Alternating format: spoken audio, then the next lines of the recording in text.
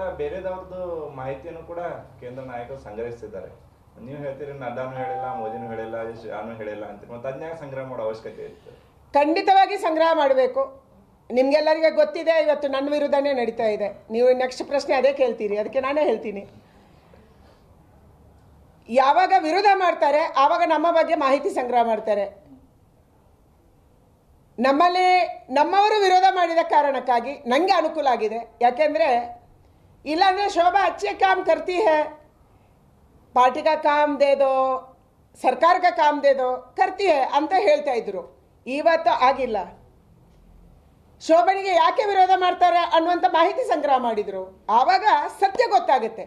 ನಮ್ಮ ವ್ಯಕ್ತಿತ್ವ ಏನು, ನಾವೇನು ನಮ್ಮ ಕ್ಷೇತ್ರದಲ್ಲಿ ಮಾಡಿದ್ದೀವಿ, ನಾವೇನು ಮಾಡಿಲ್ಲ, ಏನನ್ನ ಮಾಡಬಾರ್ದು, ಇದೆಲ್ಲ ಕೂಡ ಮಾಹಿತಿ ಸಂಗ್ರಹ ಆಗಬೇಕಾದ್ರೆ ಇಂಥ ವಿರೋಧಗಳು ಬಂದಾಗ ಸಹಜವಾಗಿ ಚುನಾವಣೆ ಟೈಮಲ್ಲಿ ಸೂಕ್ಷ್ಮ ಟೈಮ್ ಇರುತ್ತೆ, ಸಂಗ್ರಹ ಮಾಡ್ತಾರೆ.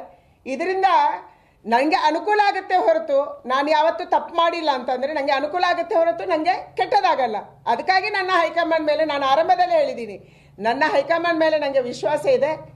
ಕೆಲಸದ ಆಧಾರದಲ್ಲಿ ಗುರುತಿಸ್ತಾರೆ ಅನ್ನುವಂಥ ವಿಶ್ವಾಸ ಇದೆ. ಪಾರ್ಟಿ ಕೆಲಸ ಕೊಡಲಿ, ಸರ್ಕಾರ ಕೆಲಸ ಕೊಡಲಿ, ಅದನ್ನು ಪ್ರಾಮಾಣಿಕವಾಗಿ ಮಾಡಿದ್ದೀವಿ ಅನ್ನುವಂಥ ವಿಶ್ವಾಸ ಇದೆ ಅಂತ ನಾನು ಹೇಳಿದೆ. ಇದು ಎಲ್ಲರಿಗೂ ಅನ್ವಯ ಆಗುತ್ತೆ.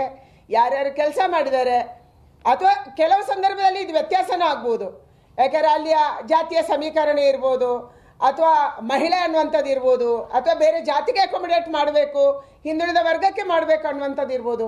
ಇದಕ್ಕೆ ಕೆಲವು ಸಂದರ್ಭದಲ್ಲಿ ವ್ಯತ್ಯಾಸ ಆಗ್ಬೋದು. ಆದರೆ ನಮ್ಮ ಕೆಲಸವನ್ನು, ನಮ್ಮ ಶ್ರಮವನ್ನು ನಮ್ಮ ಹೈಕಮಾಂಡ್ ಗುರುತಿಸುತ್ತೆ ಅನ್ನೋದಕ್ಕೆ ನಾನೊಬ್ಬಳು ಉದಾಹರಣೆ ಇದ್ದೀನಿ.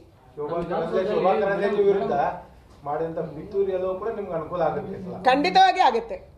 ಪಿತೂರಿ ಮಾಡಿದಾಗಲೇ ಹೈಕಮಾಂಡ್ ಗಮನ ಕೊಡೋದು. ಯಾಕೆ ಶೋಭನಿಗೆ ವಿರೋಧ ಮಾಡ್ತಾರೆ ಅಂತ ವರದಿ ತರಿಸ್ಕೊಂತಾರೆ. ಆವಾಗ ಸತ್ಯ ಗೊತ್ತೇ ಆಗುತ್ತೆ. ನನ್ನ ಕ್ಷೇತ್ರದಲ್ಲಿ ನಾನು ಬಹಳ ಸ್ಪಷ್ಟವಾಗಿ ಹೇಳಿದ್ದೀನಿ, ಅಭಿವೃದ್ಧಿಯ ಆಧಾರದಲ್ಲೇ ನಾನು ಓಟ್ ಕೇಳ್ತೀನಿ.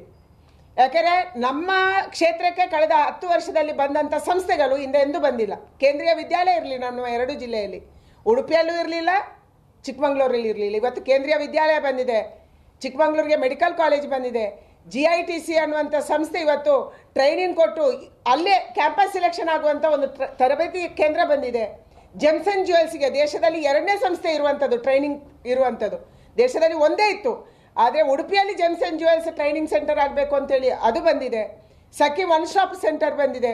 ಈ ರೀತಿ ಹಲವಾರು ಸಂಸ್ಥೆಗಳನ್ನು ನಾನು ಪಟ್ಟಿ ಮಾಡ್ಬೋದು. ಅದೆಲ್ಲವೂ ಕೂಡ ನಮ್ಮ ಉಡುಪಿಗೆ ಬಂದಿದೆ. ಹೈವೇಗಳು ಅಭಿವೃದ್ಧಿಯಾಗಿ ಎಲ್ಲ ಸ್ಟೇಟ್ ಹೈವೇಗಳು ಇವತ್ತು NH ಆಗಿದ್ದಾವೆ.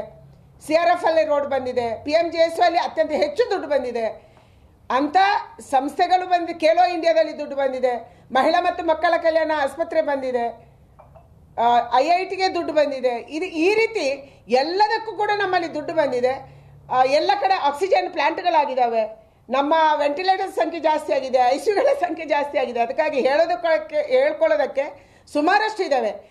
ಉಡುಪಿ ಮತ್ತು ಚಿಕ್ಕಮಗಳೂರು 2 ಅಮೃತ ರೈಲ್ವೆ ಸ್ಟೇಷನ್ ಆಗಿ ಇವತ್ತು ಘೋಷಣೆ ಮಾಡಿದ್ದಾರೆ. ಈ ರೀತಿ ಎಲ್ಲವನ್ನು, ಕೊಂಕಣ್ ರೈಲ್ವೆಗೆ ಎಲೆಕ್ಟ್ರಿಫಿಕೇಶನ್ ಮೊದಲ ಬಾರಿಗೆ ಆಗಿದೆ.